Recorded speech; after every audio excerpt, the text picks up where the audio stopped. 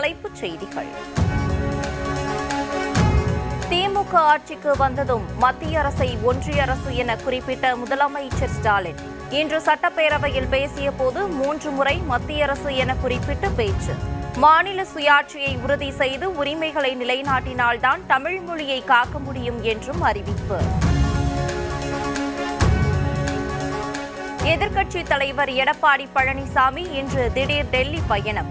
பாஜக மூத்த தலைவர்களை சந்தித்து பேச இருப்பதாக தகவல். சென்னையில் காலை 6 மணிக்கு தொடங்கி 7 மணிக்குள் 8 இடங்களில் அரங்கேறிய சங்கிலி பறிப்பு சம்பவம்.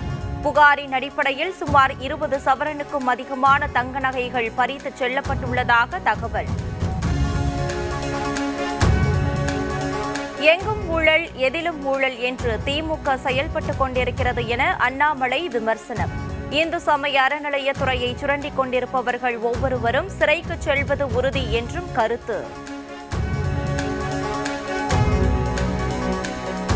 ஓய்வு பெற்ற காவல் உதவி ஆய்வாளர் ஜாகிர் உசேன் கொலை வழக்கு 4 வாரங்களுக்குள் விரிவான அறிக்கை அளிக்குமாறு தமிழக டிஜிபிக்கு தேசிய மனித உரிமைகள் ஆணையம் நோட்டீஸ்.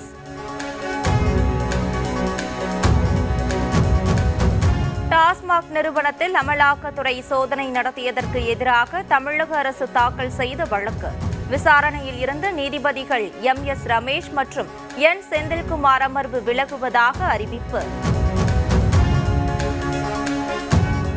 இலங்கை சிறையில் இருக்கும் தமிழக மீனவர்களை சந்திக்க ராமேஸ்வரத்தில் இருந்து 5 பேர் கொண்ட குழு பயணம். திருச்சியில் இருந்து கொழும்புவிற்கு செல்ல உள்ளதாக தகவல்.